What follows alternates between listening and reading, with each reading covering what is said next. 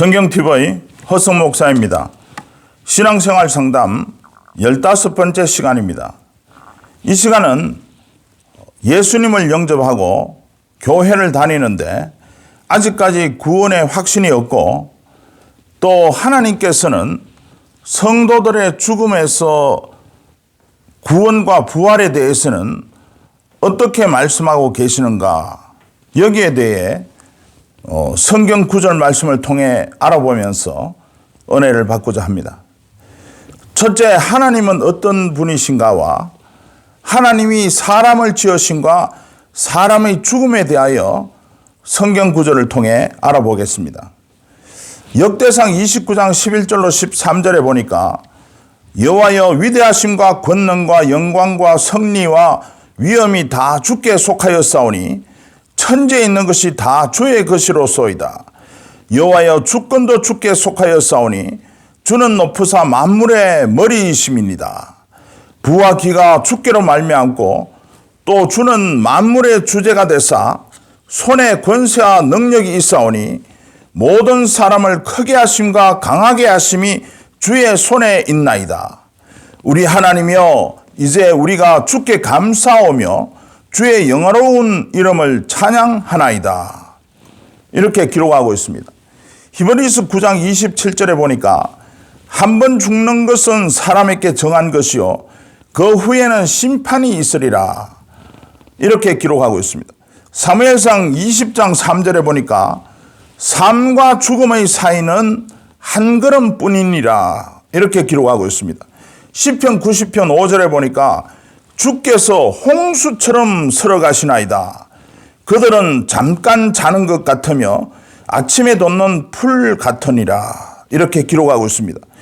이와 같이 사람으로 태어나서 누구나 다 죽음을 맞게 되고, 이 세상의 인구가 2020년 9월 현재 약 78억이라고 하는데, 통상 전 세계적으로 1초에 5명이 죽고 60명이 탄생한다고 합니다.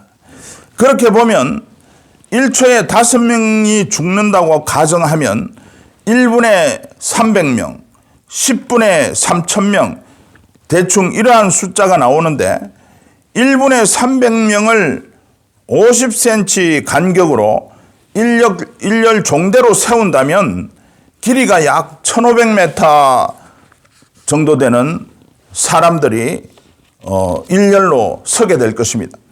그렇다면 1분에 300명씩 죽어나간다고 할 때에 그 광경을 그려보면 그야말로 홍수처럼 설어가시는 그러한 광경을 볼 수가 있을 것입니다.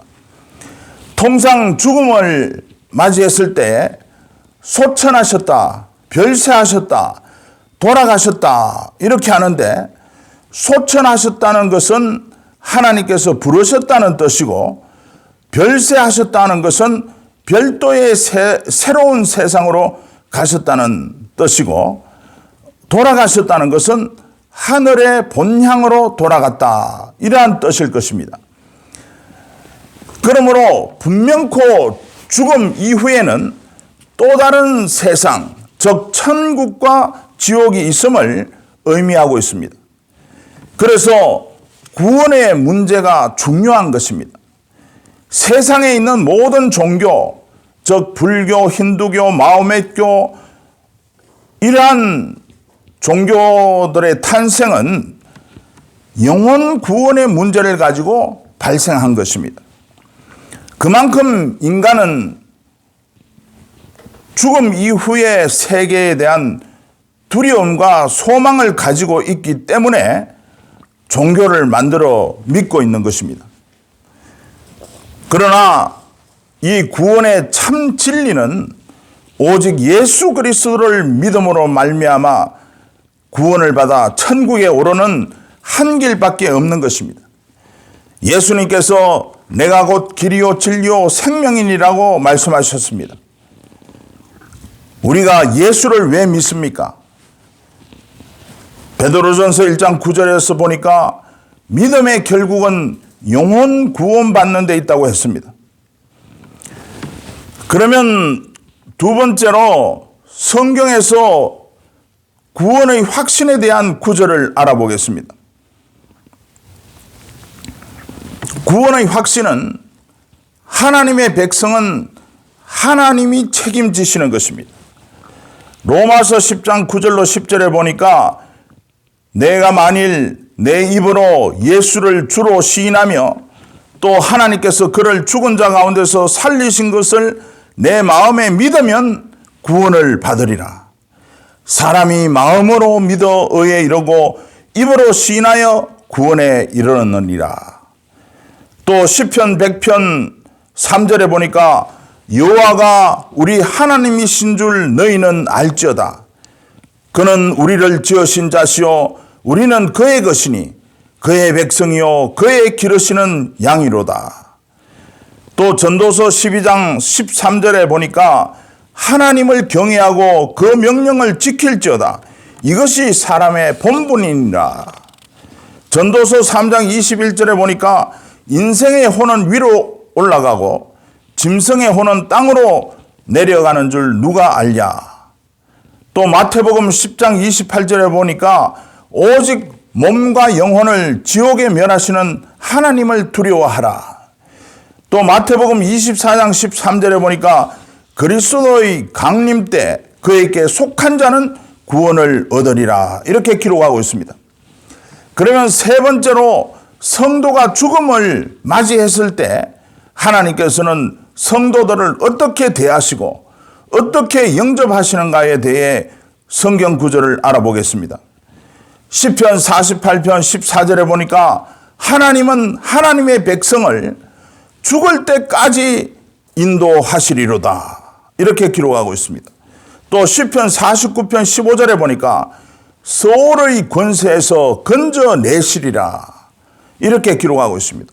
시편 116편 15절에 보니까 성도의 죽는 것을 여호와께서 귀중히 보시는 도다. 이렇게 기록하고 있습니다.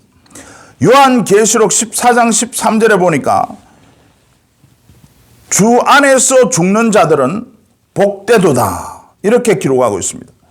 골로새서 3장 3절에 보니까 성도의 죽음은 그리스도와 함께 하나님 안에 감추었습니다. 이렇게 기록하고 있습니다. 네 번째로 성도의 죽음 이후에 부활에 대한 성경 구절을 알아보겠습니다.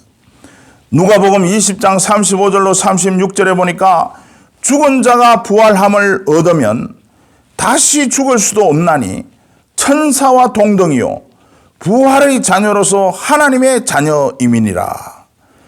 또 시편 17편 15절에 보니까 나는 의로운 중에 주의 얼굴을 배우리니 깰 때에 주의 형상으로 만족하리이다. 이렇게 기록하고 있습니다.